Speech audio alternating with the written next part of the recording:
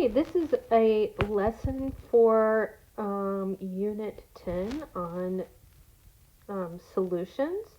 And I'm just going to go straight through the notes. So we started talking about solutions and specifically what is needed to conduct electricity in water and what is necessary to conduct electricity in water is ions.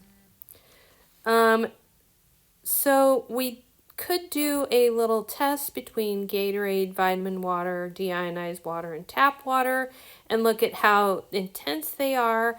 And if you do that, you would see that the more intense the light,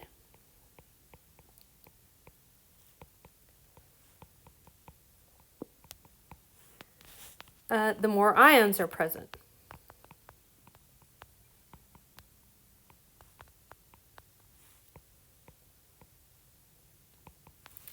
So, what is an electrolyte? It's a substance that produces free-flowing ions. Okay. What does it mean to ionize or dissociate? And that means to break apart. A strong electrolyte ionizes 100%, and a weak electrolyte ionizes less than 100%. So these are just like when we talked about acids and bases. A strong acid dissociates or ionizes 100%. A weak acid ionizes less than 100%. A non-electrolyte does not ionize at all.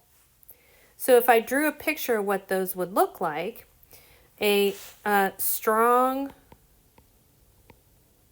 electrolyte would be completely dissociated, positive and negative charges.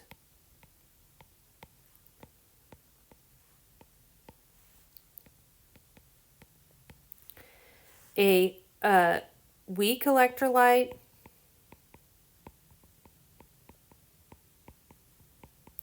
would have some dissociated positive and negative charges, but some would be together. And a non-electrolyte would have everything just being together.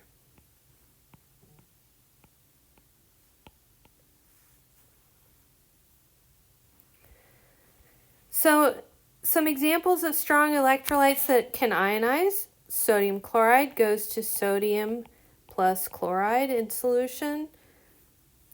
Calcium chloride goes to calcium plus 2 chloride ions.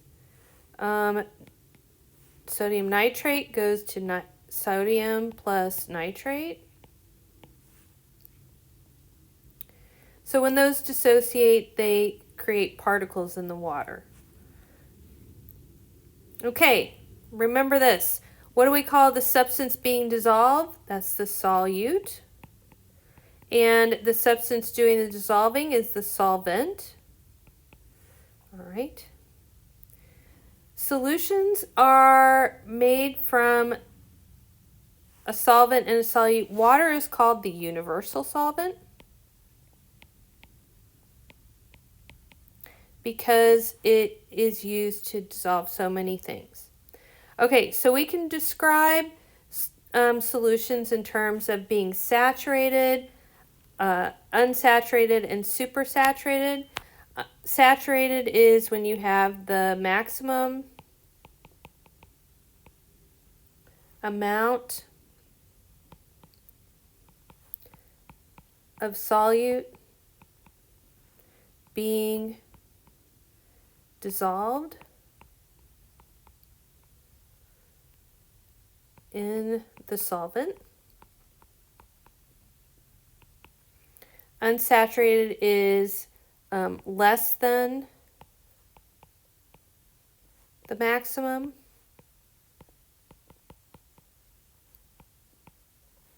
amount of solute.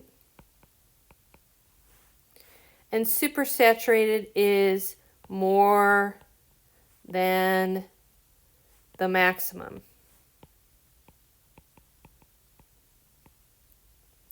So I'm going to skip this part right here for a second, and I'm going to go down here and I want to show you this graph. All right, so this graph shows us on the x-axis we have temperature, and on the y-axis we have solubility in terms of grams per salt in 100 grams of water or 100 milliliters of water. So we can read this graph. If we look at the temperature 40 degrees, at 40 degrees, we want to know how much KCl we can get into solution. Well, in order to figure that out, we look at 40 degrees, and then we go over here and we put a dot on where we want to see the amount of KCl that can be dissolved, and we just read it off the graph. All right, so at 40 degrees, this says that we can get about 38 grams of potassium chloride into 100 milliliters of water.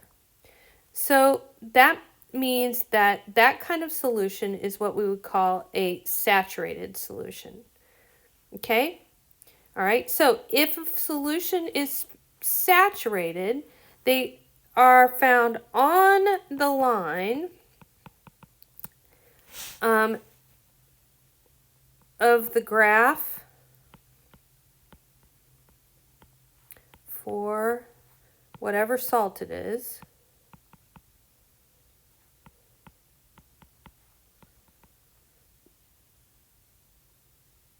It is that you're looking at.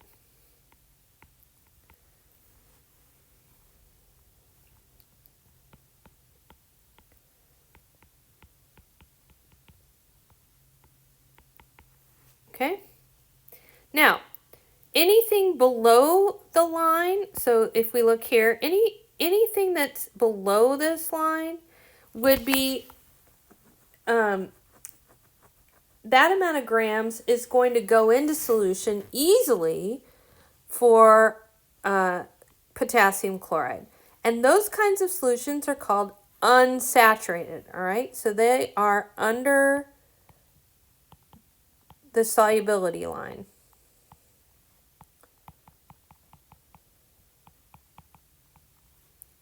Okay? Anything above the line, above the solubility line,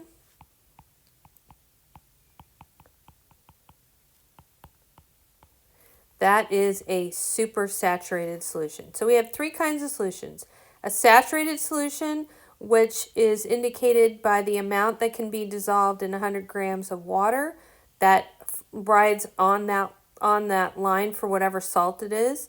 An unsaturated solution is under the solubility line, and then a supersaturated solution is above the solubility line. Okay, so let's do a couple quick examples here. If I look at potassium chloride at 70 degrees Celsius, which is right here, and I want to know if I have 60 grams at 70 degrees, oops, I put that in the wrong spot. At 70 degrees, if I have 60 grams of potassium chloride, and I'm trying to dissolve that in 100 grams of water, that means that it is a supersaturated solution. Okay? What about 10 grams of KClO3? 10 grams of KClO3 at 60 degrees. All right, so that's right here. So that's below this line for KClO3. So that's unsaturated. Sodium nitrate. That line's up here. Okay. Sodium nitrate. At 10 degrees, 80 grams is right here. So that means that it is saturated because it's on that line.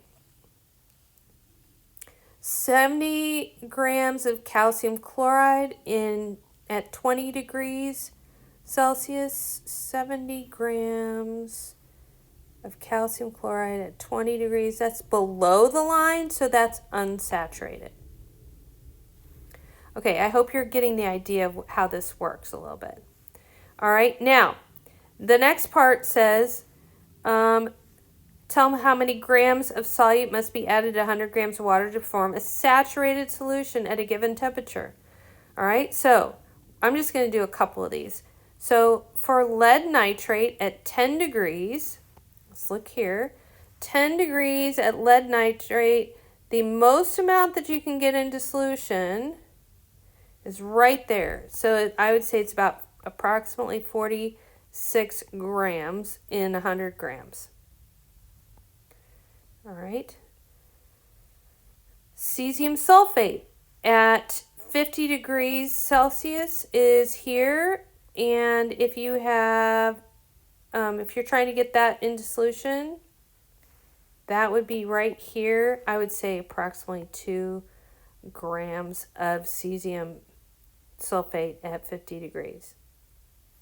Okay, so the idea is that you can read this chart and tell what the solubility of different kinds of salts are. And the units are grams per salt and grams of salt in 100 grams of water. Okay, so I'm going to skip all that. Now I want to talk a little bit about molarity, because what is molarity? Molarity tells us about concentration. And what is concentration? Concentration is the amount of stuff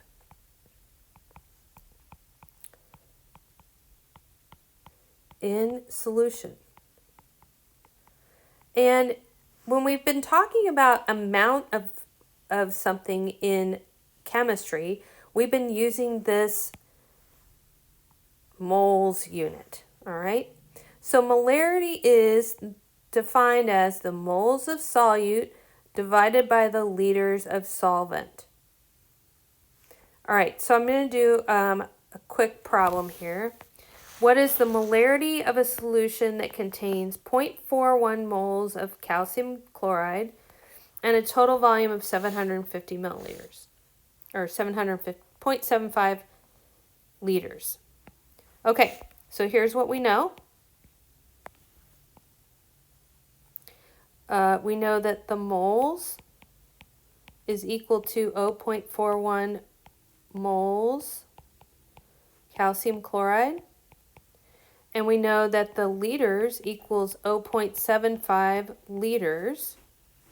And we want to know the molarity. Okay, so here's our equation. Molarity equals moles per liter. So all we do is plug that in. Molarity equals 0.41 divided by 0.75. And our units are going to be moles per liter, or big M. So I'm going to do that calculation really quick. Hold on a second. 0.41 divided by 0.75 equals 0.55 molar. Okay? Now we can manipulate this a couple of different ways. You can calculate for liters, you can calculate for moles, you can do all that kind of stuff. I want to do this one down here, number 4. What is the molarity of a solution that contains 9.3 grams of sodium sulfide in 450 milliliters total solution? Okay, so let's write down what we know.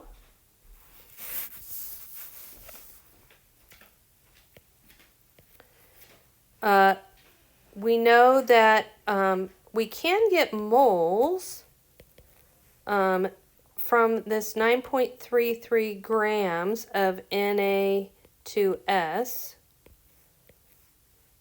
by dividing by the molecular weight of Na2S. We'll get grams per mole. Okay. And we have the liters is 450 milliliters. Well, we need to convert that to liters. So that's 1,000 milliliters in 1 liter. 0.45 liters. All right. Let me calculate this molecular weight for sodium sulfide. The molecular weight of sodium is, hold on.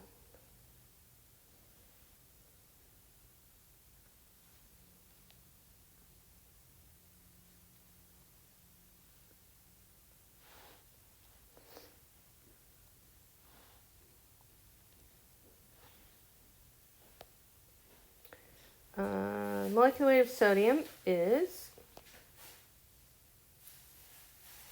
22.99, so 2 times 22.99 plus sulfur. The molecular weight of sulfur is 32.07.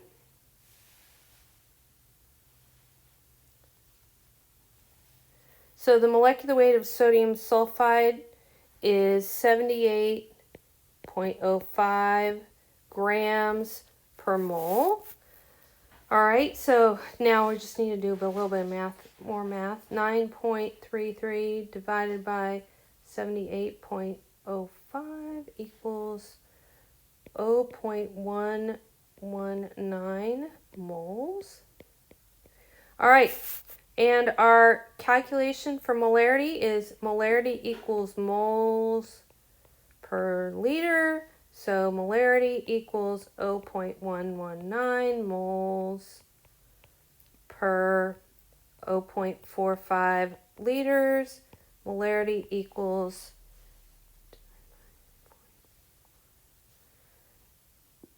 0.0057.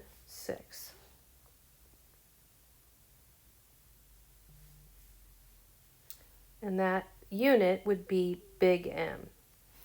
Okay, so there was a homework on this. Hopefully you can do that homework, no problem. Now I'm going to talk a little bit more about acids and bases. All right, let's review some things about acids. One thing we know about acids is that their pH is between 0 and 7. Bases is pH 7 to 14.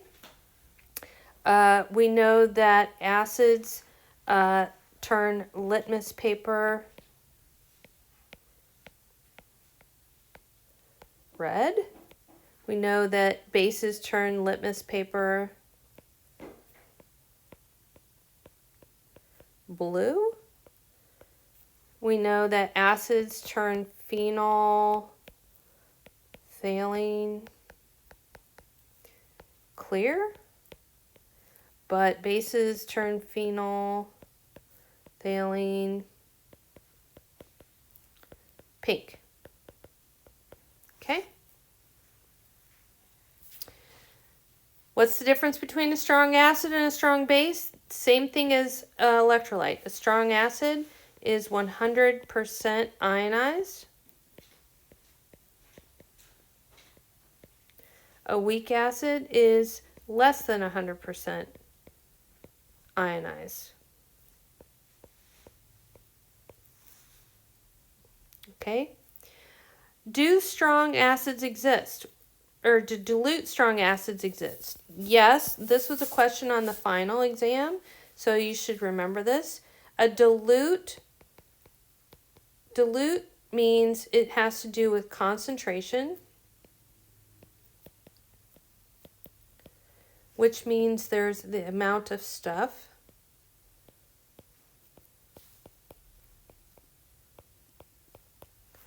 Whereas strong deals with ionization.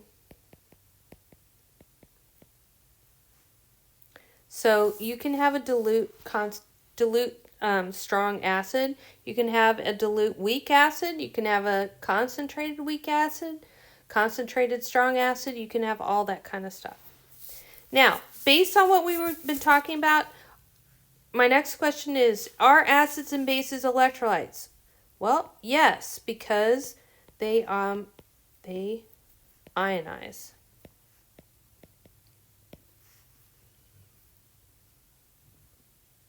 Okay, and in the past we've talked about pH. pH has to do with measuring the acidity of a substance. And up until now we didn't know what that was, but now what we're going to talk about is pH.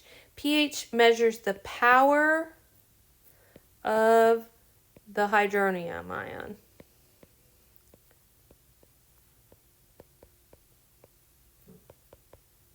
Okay, the power of the hydronium ion. What's the hydronium ion?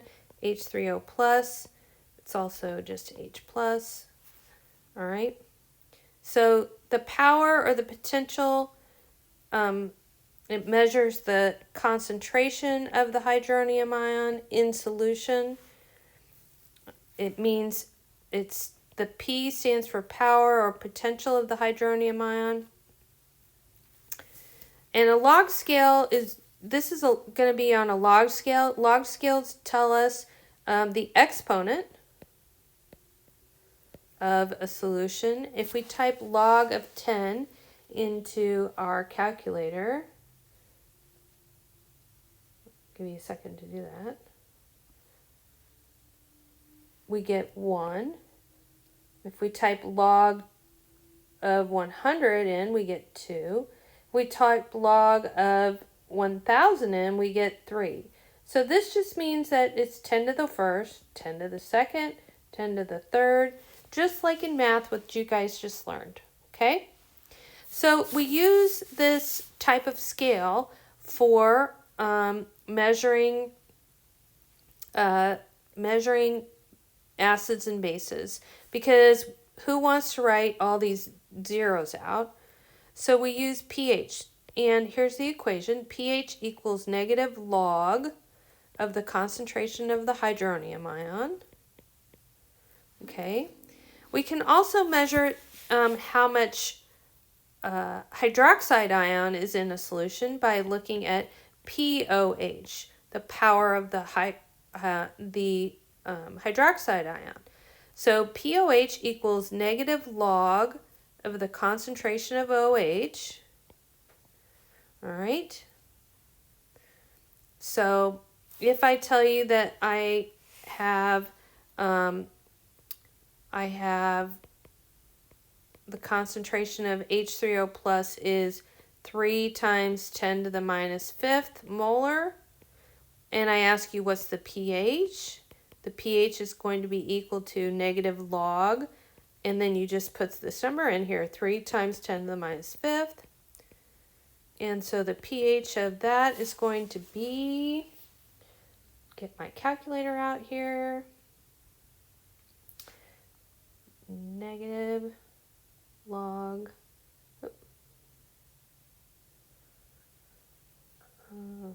3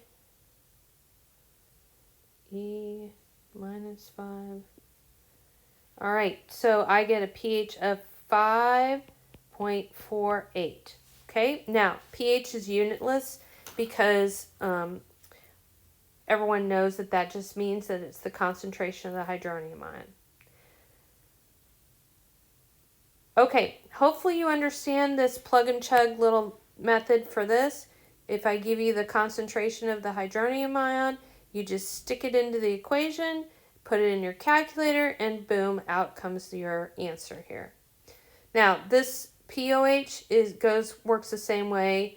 If I gave you the concentration of hydroxide, was 3 times 10 to the minus fifth molar. Same thing. POH equals negative log concentration of 3 times 10 to the minus fifth. All right, I'm just making these numbers up. They're not true. Oops. So POH would equal 5.48. Okay, so really this pH is a log scale of the concentration of hydronium ion, and it's a log scale of the concentration of the hydroxide ion for POH. All right, the difference between pH values means there's a difference in the concentration of the hydronium ion, which is H3O plus, of 10-fold. Okay, so what I'm trying to say is that every time you go up in pH, you are multiplying this times 10. Okay, so between pH 1, which is 10 to the first, and pH 4, we have 10 to the third power more. All right, so that's 10 to the third power. That's 1,000-fold increase or decrease in the concentration of the hydronium ion as you go up. Okay.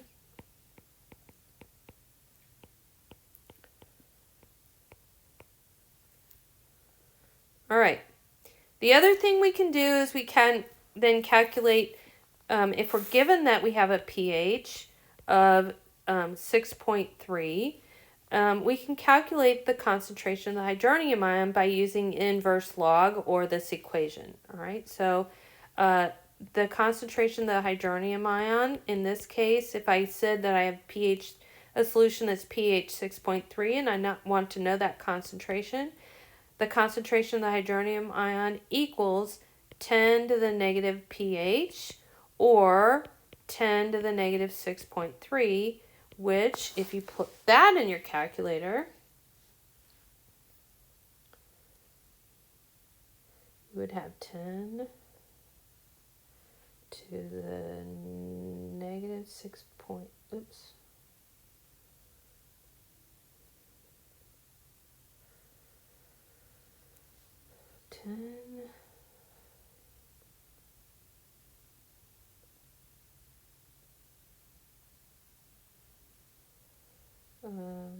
Negative 6.3.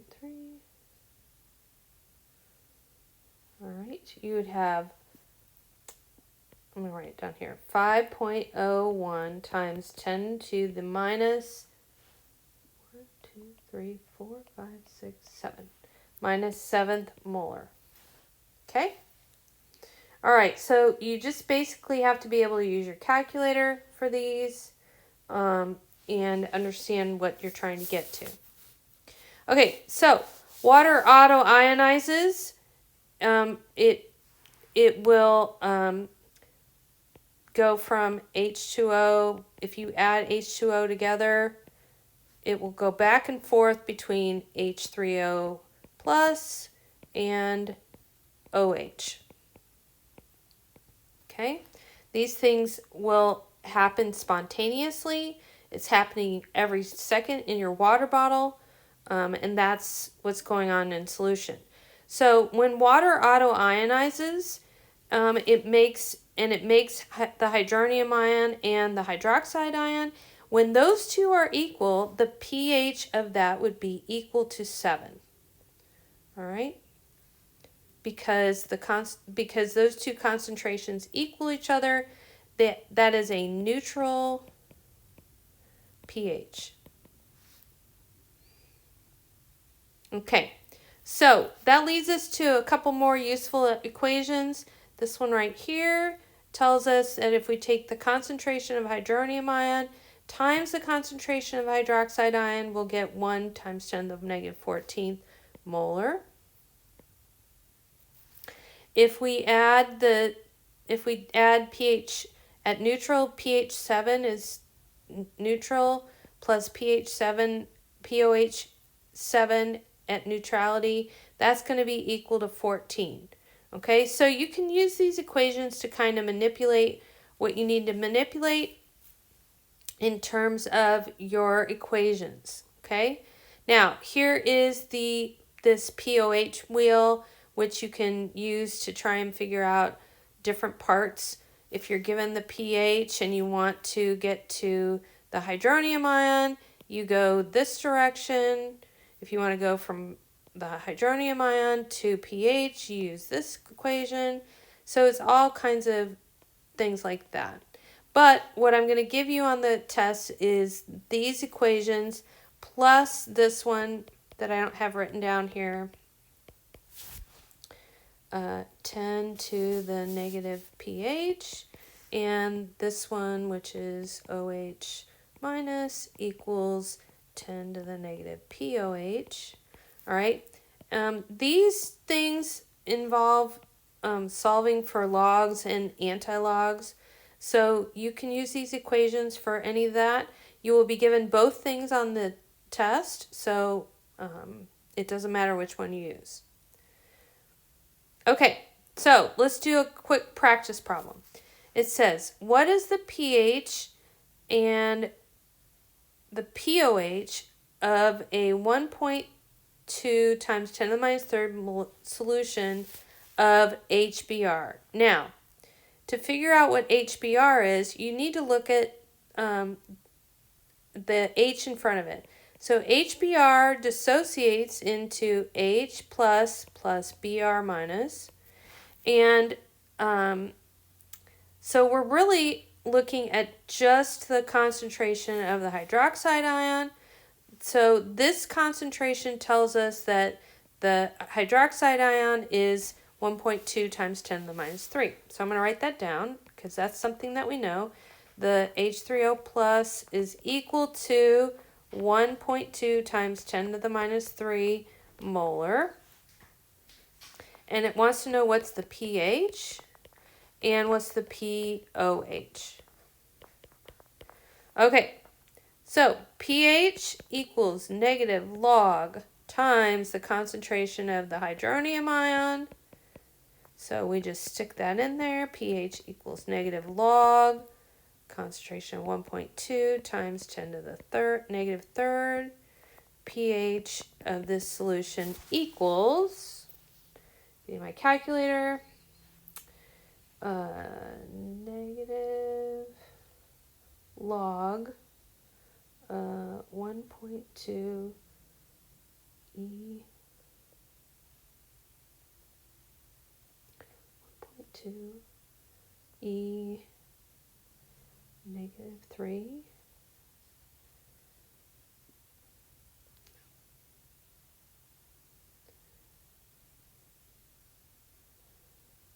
negative 1.2 E negative 3 negative equals, all right, I get 2.92 for the pH of this problem. All right, so we got pH solved for. Now we need to calculate the POH. So we can do that. If we look back at some of our equations, pH plus POH equals 14. So we can just substitute that in. 2.92 plus POH equals 14. POH equals whatever, 14 minus 2.92. That's 11.08. All right, so we solved for both things in this case now. Okay, so not hard, just know what you're looking at. This next problem, I'm going to show you, this is sodium hydroxide. It dissociates into sodium and hydroxide. So first thing you are given is that you have a 2.34 molar times 10 to the minus 5th molar solution of sodium hydroxide. That means that the concentration of OH minus is equal to 2.35, 4 times 10 to the minus fifth molar. And it wants to know what's the pH and the pOH. Well, you're going to do this just like the one above. pOH, but this time you're going to use pOH. pOH equals negative log of the concentration of OH. pOH equals negative log of 2.34 times 10 to the minus fifth molar. pOH equals negative log 2.34 E 5 minus equals 4.63. Okay? Now, we can do the same thing we did just a minute ago. pH plus pOH equals 14. So pH plus 4.63 equals 14. pH equals 9.36 or 7. Okay, so that's how to do these kinds of problems. There is another homework on these, so you can work on that. And the last thing that we need to learn about is the titrations that we did in a lab. So titration is a lab technique where we can determine the molarity of an unknown solution with a known molarity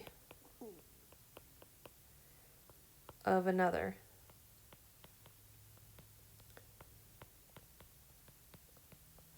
So, basically what you do when you do this kind of thing is you look at acids and bases, for example. So we did this in the lab. We looked at acids and bases. And what happens is when there are no extra molecules of either reactant in the flask, they have all been matched up exact molar ratio from the balanced equation. That is known as the equivalence point.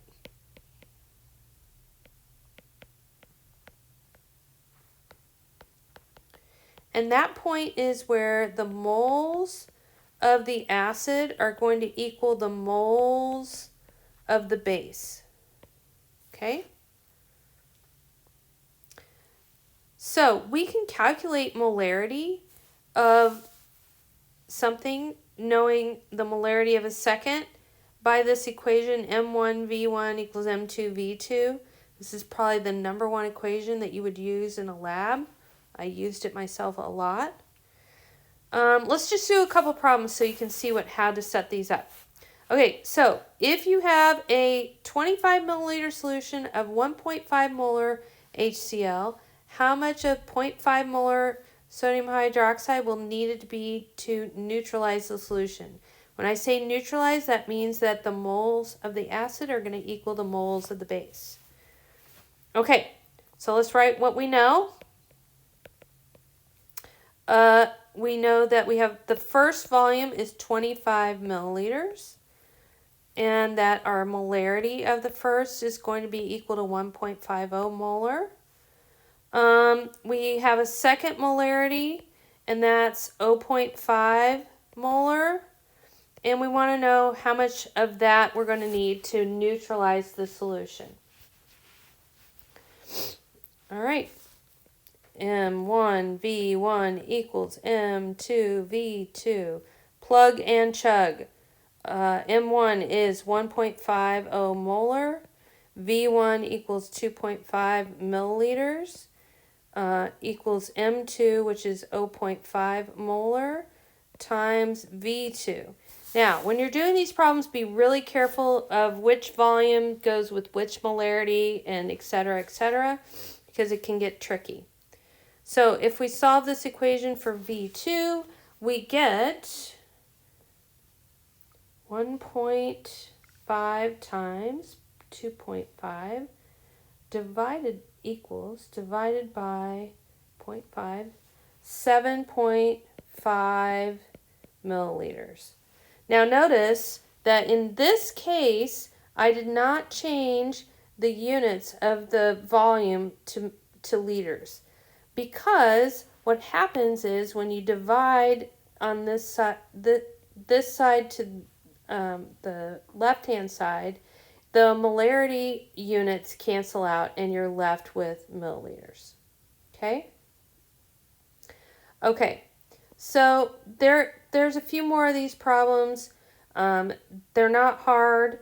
I'm pretty sure you can get it. If you have any questions, let me know. But that's all the notes that we did for this unit. So there's a few homeworks. There's some classworks. Hopefully you know how to do everything. And let me know if you need anything else and if you have any questions. All right, thank you.